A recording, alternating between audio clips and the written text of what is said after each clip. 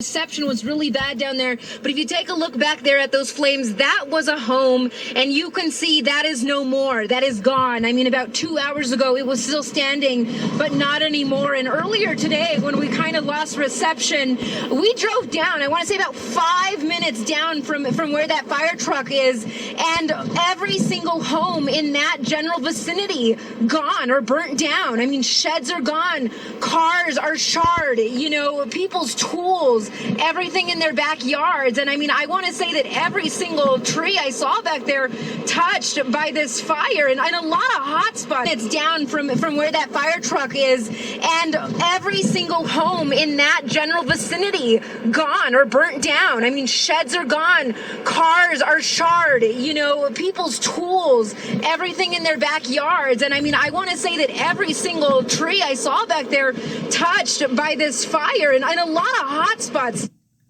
So you can see for yourself the exact opposite of what she just said is true.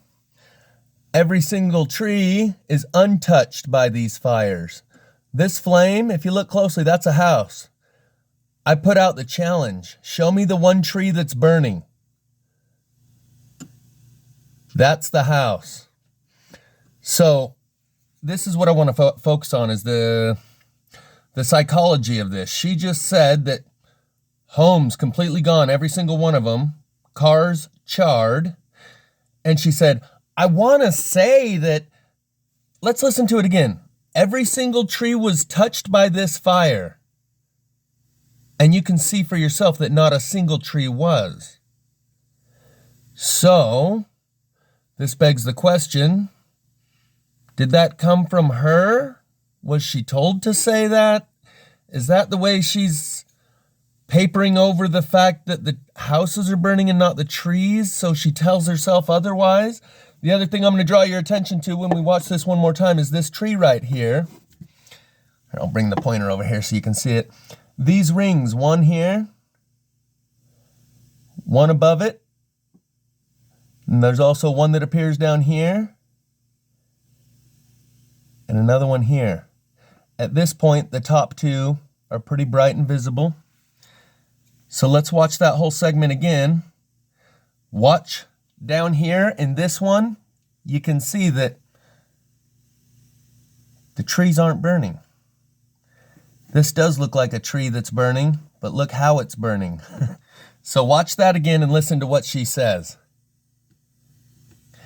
And this is how it looks afterwards. Houses gone, cars charred, even brick houses gone.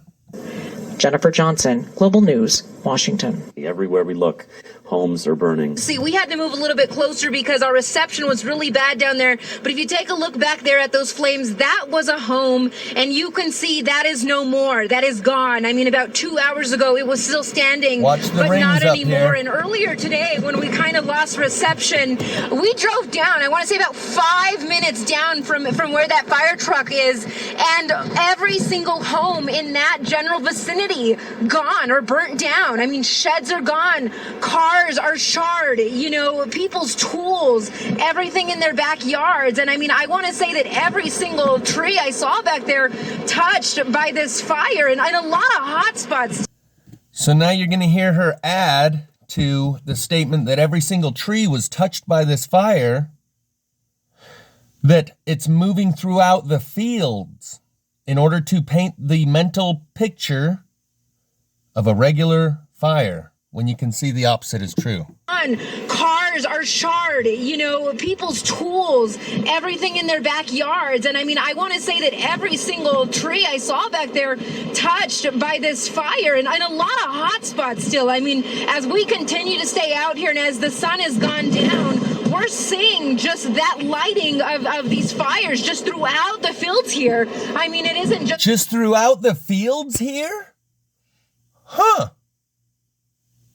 So are you going to believe your eyes or what she's telling you?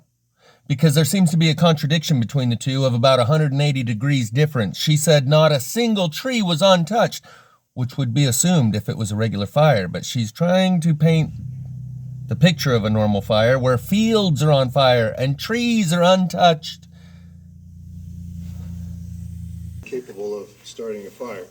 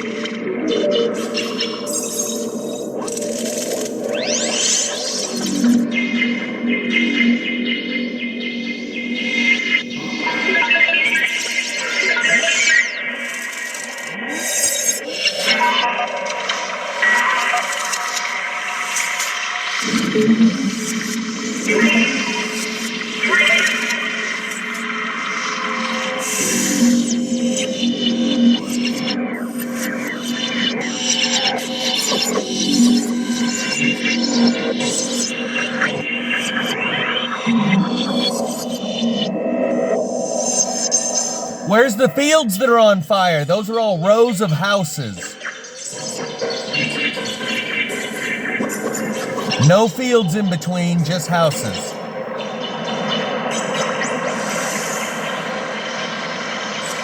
Simultaneously. From one end to the other.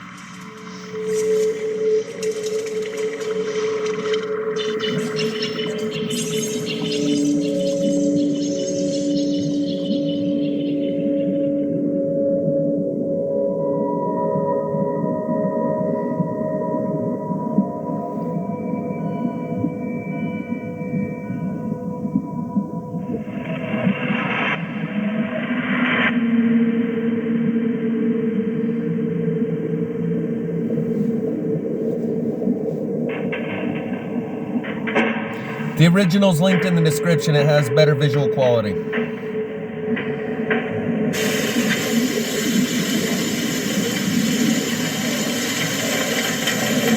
Trees are fine. House is burning. And you'll see a firefighter squirting a tree that's not burning. Like as if to keep it from catching fire.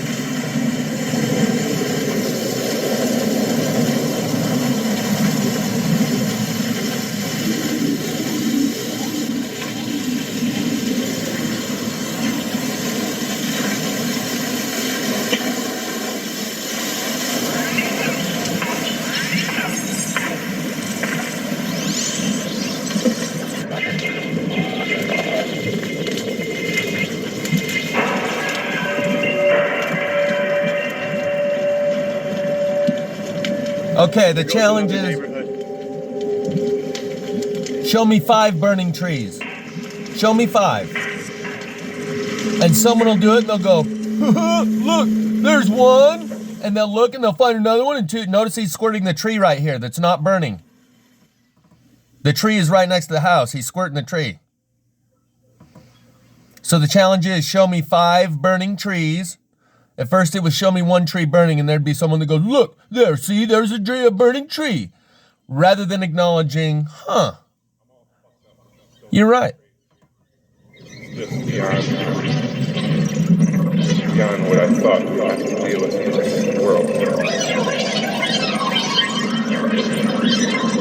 Right down there, in our basement. It's still cooking. That's our altar. That is the house altar, the center of our home, where we put a lot of love and light into it, and it's still burning. Well, how metaphorical. I'm all fucked up. This is so fucking crazy. This is just beyond.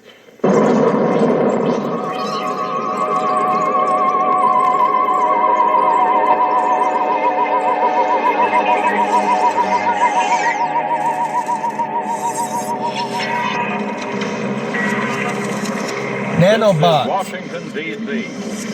And in the files of the Central Bureau, there is a story so strange in its implications that it defies ordinary classification. It is the story of a handful of people who, in the course of one desperate night, held back a wave of panic and pandemonium.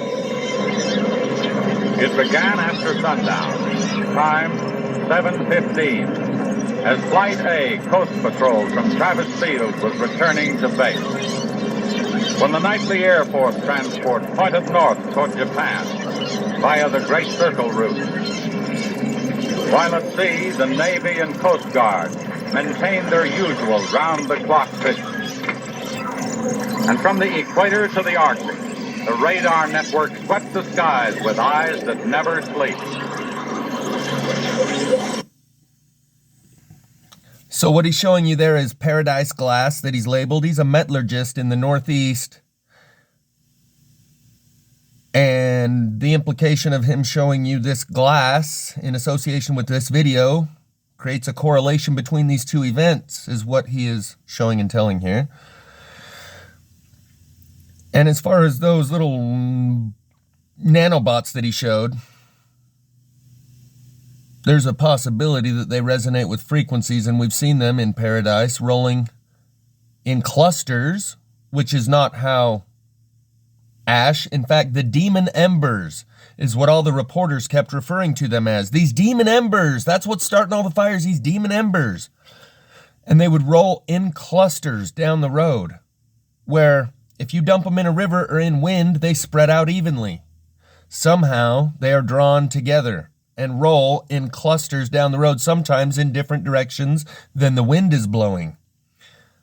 And the same wind that whipped up in Colorado, whipped up in California during these fires, that they started to name it the Diablo winds, which were always previously known as the Santa Ana winds. And they created a new term called Firenado, because these fires are associated with high winds.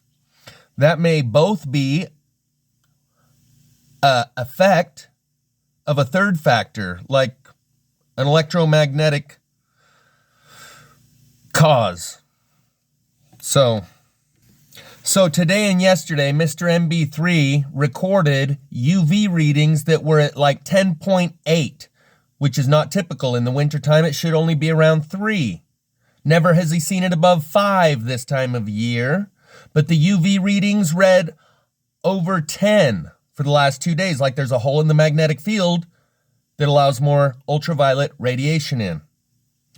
My proposal here is that there is a natural phenomenon happening, along with the technology to direct this type of energy, which wouldn't even be noticed when it's happening all over naturally. So it looks like they chased this fire with a snowstorm that fell just a few hours too late. But it would seem as if that's what's happening here, is that they chased it with a snowstorm, because they detected the frequencies and the magnetic field, the weakening and the hole. So today, Mr. MB3 says that it coincides with a solar flare, but he's not creating a causal link between the two. He's not saying the solar flare created the high amounts of ultraviolet that we're reading today. And what Mr. MB3 here is showing is what might be graphene. You might have heard of it recently as supposedly being in the sauce. You know, the ouchie sauce? Yeah. And it is reacting here to electromagnetic frequencies, the way it kind of splinters out and develops tendrils and tentacles. And here it's like merging with a crystalline structure. Mental Boost is a metallurgist. He looks at metals under a microscope, and this stuff, he doesn't quite know what to make of it, but it's showing up in the glass in Paradise. Get it? So these electromagnetic frequencies can resonate with little metallic particles, aluminum, barium, strontium, and cause them to glow red hot, given a certain frequency, or cause them to travel in packs because they collect together with like a static electric charge, and with the same electromagnetics, you could direct them from one place to another and send the signal for the ignition. James Grundvig has a explanation for some of this that he produced back in 2018 called Field Activated Combustion Synthesis. And there's a reason he calls it combustion synthesis, and I've shown it hundreds of times because I call these flameless forest fires. You can see that the wood is burning with something more like electricity where it doesn't actually combust. Otherwise, the flame would consume the rest of the log. That is how it consumes it from the inside, splitting different branches, choosing which to burn and which not to, because it's a combustion synthesis. There's actually very little combustion going on. That link will be in the description from James Grundvig and his interpretation of field-activated combustion synthesis. And the full title of his article is How Sunspots and Cell Towers Fueled the California Fires. Needless to say, he's been highly censored. This may actually be what's causing a lot of what we're seeing. Because when the Earth's magnetic field gets stretched, and they can do this with technology as well, they stretch two of these magnetic flux lines apart, and when they snap back together like a rubber band, it creates a surge of ground current of electricity. And this is what Skywatch Media has given as their explanation in the video titled Earth's Magnetic Field, Vibration in Earth's Magnetic Field Causes Unexpected Ground Surge. And he explains how that works. I've included that link in previous videos. It will be in this one also. So another planet could also stretch our magnetic field and cause these fluctuations in the magnetic field that result in a surge of ground current that comes up through the trees and burns them from the inside out when it comes up in the middle of, nowhere where it's not populated. But in the populated areas, it draws towards the more conductive materials and leaves the trees alone. That could be what's happening here, and I believe that's probably most of the explanation of what we're seeing. There are other instances, like Paradise, where it was absolutely directed. This is the thumbnail image of a video put out a few weeks ago by a YouTube channel called The Final Days. And she's been capturing these spherical objects using FAA weather cams for years now. But typically, they are the ones in Alaska or the northern regions of Canada. For some reason, in those northern altitudes, she's able to spot these things on the FAA weather cams, and many times they remove frames. Anyway, the point is, you can clearly see the craters on this one. So that might be why we're seeing these plasma fires, because our magnetic field is interacting with another magnetic field of a celestial body. I'll include the link in the description to this video, and you can go ahead and watch it. Also, these images have been captured multiple times over the last few years. When there's a solar flare, it illuminates a spherical object. This is the solar telescope camera, whether it's the SOHO or the stereo or the Core 2 or whatever it is. It's one of those solar observatory telescopes. The sun is right here in the middle behind the obfuscator, or whatever they call it. And it would appear that these celestial bodies passing by the sun actually create the solar flare, and that's why so often when there's a solar flare, hey look, there's a giant sphere by the sun. Maybe it's the passing by of the sphere that triggers the solar flare, similar to the way it would interact with our magnetic field and cause those plasma fires.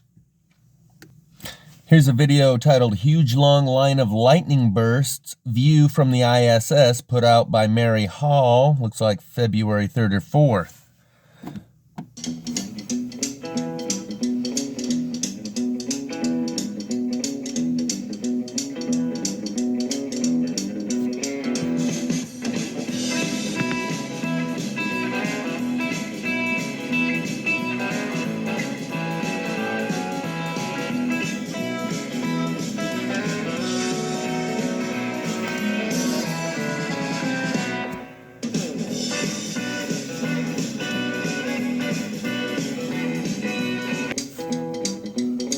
That's without the filter.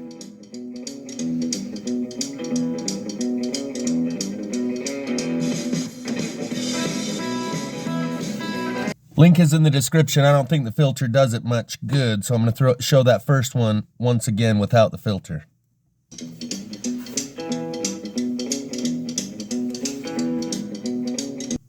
So this might be something more like a plasma discharge. It's something unseen before. And it's probably mixed in with the same stew as what's causing the plasma fires. I'm sorry, as the plasma fires are a result of the same cause as this lightning. Something to that effect. I don't know. I'm just putting it together as I go, making it up here. For more information on these celestial bodies that are passing through our atmosphere, I'm recommending this channel called Deadeye Customs. Here's a couple of them. I chose this one because it says Passing Illuminated Objects, Electrical Connection. That's the electrical connection that I've been talking about, but this guy seems to have a better understanding because he's studied the wakes and the washout of these objects that seem to be passing through and affecting our atmosphere. The other day, Mr. MB3 made a video, talked about how our atmosphere was compressed for a day. So I'm going to recommend his channel for these celestial bodies that are passing over. Here's one called Cube Phenomenon Sky Captures. Cube Collection, extra long duration, each photo. But the one that I'm going to go over is this one called Shadowcraft, Cloud Tenders, Small Dark Objects Influencing Our Skies. And just today, Mr. MB3 put out a video where a guy sent in a photo of a big cube in the sky next to him, and he said it followed him for like 80 miles or something to that effect. All around the world. Ethan from Louisiana was driving through New Mexico in Deming, New Mexico, and he said he followed this thing, or it followed him, for the better part of 50 miles. It was just flying through the sky. He has no idea what it was. He managed to get a couple of photos of what appears to be a black square flying through the sky of Deming, New Mexico. So this is by Deadeye Customs, titled Shadowcraft, Cloud Tenders, Small Dark Objects Influencing Our Skies. Alright, for some reason this is the third time that it's froze my computer and kicked me off using my screen capture device, so I'm trying another one. Hopefully this one works. So I'm going to point something out to you that I want you to watch for. We're just going to watch a little bit of his video, and then I'm going to show you some screenshots I've taken. They're blurring out and pixelating his video on the out feed. It was a problem that I was having, an issue that I was having with previous videos, where they scramble the pixels and it goes in and out of focus. But on his end, before he uploads the video, it's crystal clear. So it's at the points where it comes into focus that I've taken some screenshots in order to try and highlight what he's showing you here a little bit better. Do a little video on these little craft, little cloud tenders. Got them up there. See, he goes through them. You can tell there's kind of like a disturbance in this cloud, like something is kind of, you know, right here, and that's these guys. They're small, but they got a big influence. And you got these weird, like little trails almost, little vortex trails that go down everywhere. That's the electrical connection. See right there, you got another one of those things going down. But he shows you these little black dot craft by the thousands. See how it pixelates out and goes in and out of focus? Right here into this funky looking cloud. And then you got these little shadow craft things. Another one leading the charge. There's usually one at the front of these things. And there he is again. He went from up there. So they shoot around a lot. They're pixelating the crap out of this video. Things that are billowing out cloud. But you'll see he's got hundreds of them. Individuals all over this like Birkeland current pathway. You got the cube looking thing right here with this little side orb. You got another one of these little trails stretching out. Got one of those guys up there. This is something that I see a lot. I know you can't see nothing yet. That's why I've taken some screenshots to show you. Just now, I watched one up here in the corner go in and out of focus, and I'll continue to see them. I don't know if they're sucking it to them or what. But I've captured them, so I'll show you what he's trying to show you, that they keep pixelating out. And you got to pause it at just the right minute. I don't know. There's a little pod that's kind of steaming in the atmosphere. You got these kind of invisible pathways. It's pointing to a little point. You got this little guy right at the front. Can you see the little black dot right there? Little guy's got a big influence. He shows you the clusters like of them by the hundreds. Inside it, you got them all around the edges. right there at the front. A little better photo right here. All around the front, inside and everywhere. Chemtrail plane poisoning us as usual. Thank you, Cabal. And see, it's pulling this energy, I guess. There's one right to here it. at the tip of my pen. You can actually see a few craters on this sucker. I have video of these, Dots not next just to still them. frames. A Watch it go little in and out of field around pixelation. it.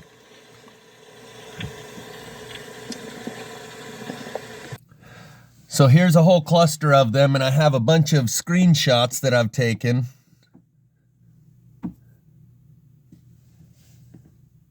Where you can just see them all over in here, but you got to pause it at just the right point in his video. Sometimes there's only one or two. Sometimes there's 3 or 4 or 10 or 20 or 30. Come on. Work with me here. I don't see the one there. Some of them are bigger than others. Here you can see this one in the foreground. And 1, 2, 3, but this one looks bigger or closer than that one and that one. And this one looks much closer.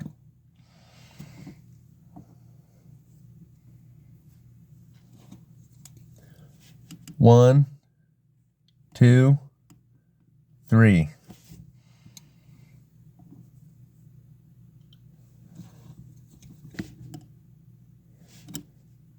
So I won't point them out. I'll just scroll through and you can spot them. Oh, that's what I need to do. I need to fix the, hold on. Okay, I got my focus locked in. But I swear, they are pixelating out his videos. So there's one right here. You can watch it go in and out of focus. Look at all the different sizes on this one. 1, 2, 3, 4, and a big close one.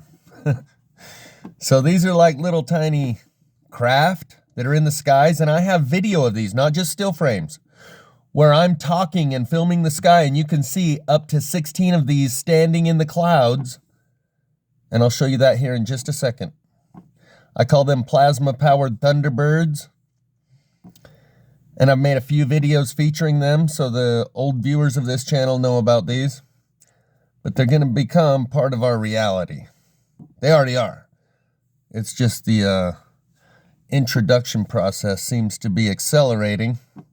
And maybe they stack upon one another. I think we might have already seen that picture. Not sure.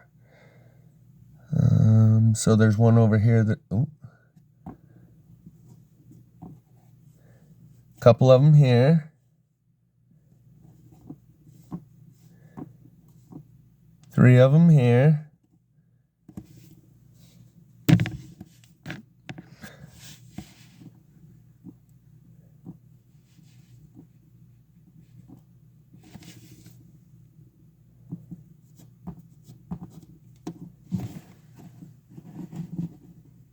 I'd probably have to zoom in more on that one. There's one right here. I have a bunch more. I probably should have prepared this a little better. There you go.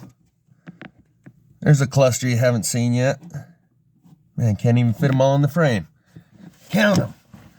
So, I have video of these where I zoom in past one and it goes out of the frame, then I zoom back and you can see it again. So this just looks like a regular old picture.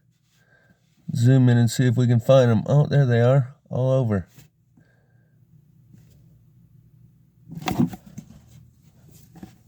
One here, here, here, here, here, here, and here.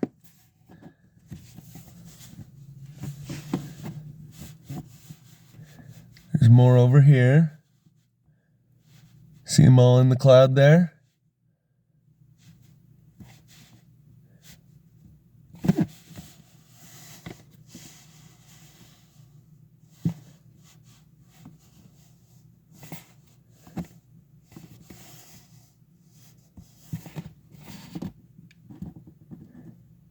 But if you didn't know, you just think those are little holes in the cloud and blue that you can see behind it.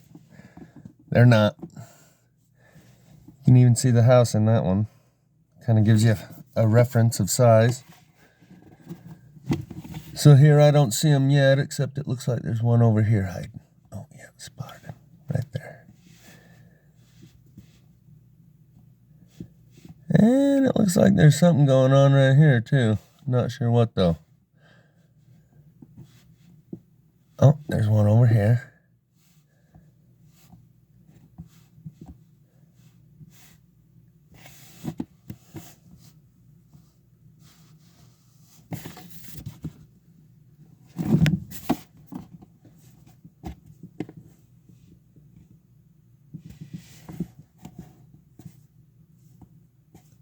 I got the light turned down so that it doesn't blow out the camera with too much light, so it's hard for me to actually even see it.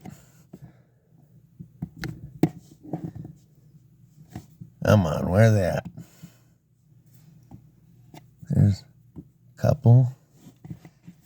Oh.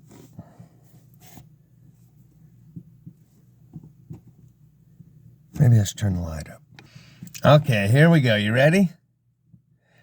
You can kind of see them. Now you can kind of see them more. Same cloud above the house from a distance. You can kind of see them. Now you can see them. Now you can really see them.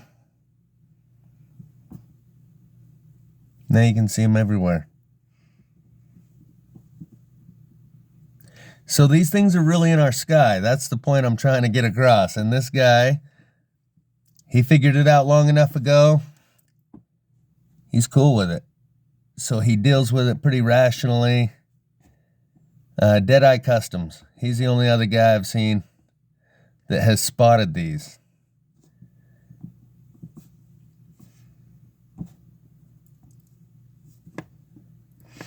And that's why they're pixelating his videos too.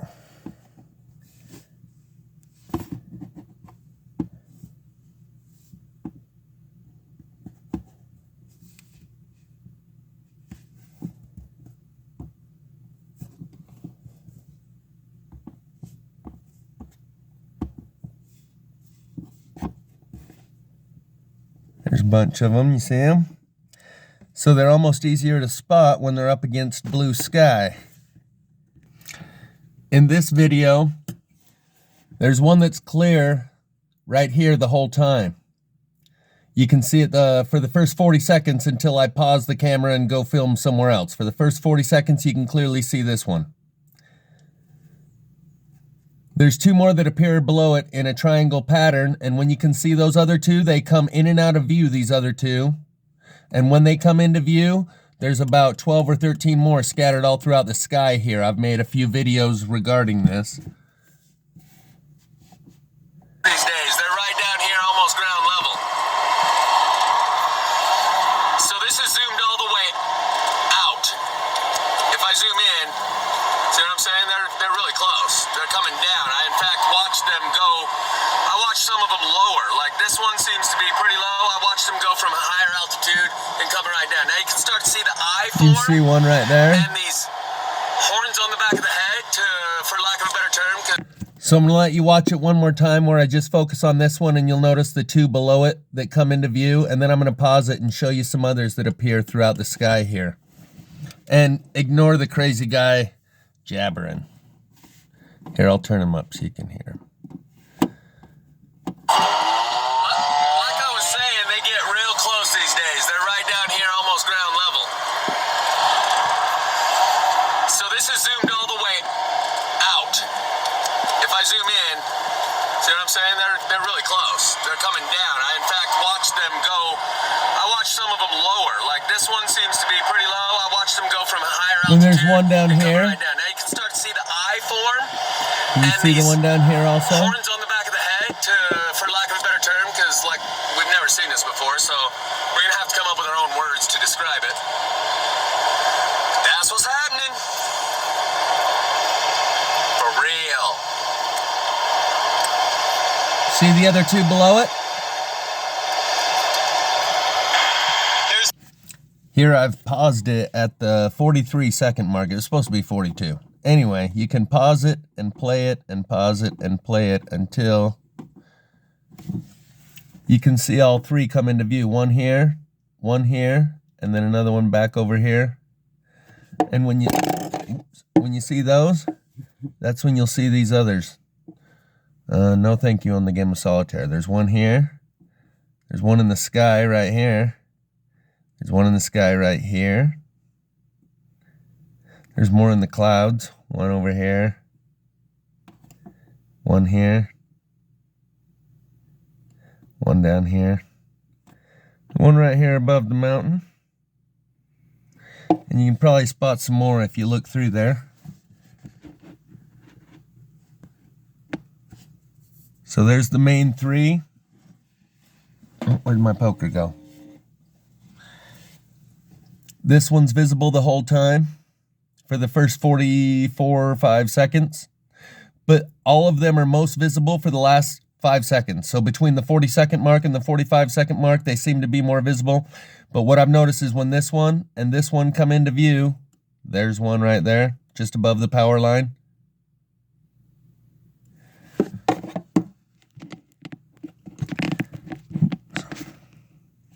Let me show you around here. There's one here. There's one here. And because you can see those, usually people would think, oh, that's one of the boxes on the power line or something. I don't think so. Play it and pause it at the point where you can't see all these, and I'll bet that one disappears too. So here we have the main three. 4, 5, 6, 7. Oh, I forgot to lock my focus. There we go. Now we're talking. Now that I got the focus in, you can actually see things. So there's the 3, 4, 5, 6, 7, 8, 9, 10, 11. I thought there was another one above the mountain somewhere. Did we count this one? I think we did. That might be it. But elsewhere in this video, I'll include the videos that I've made. Here's another one up here, floating in the air there. And I'll push play and then pause, and you'll see that they disappear. Back out a little so you can kind of see multiple of them.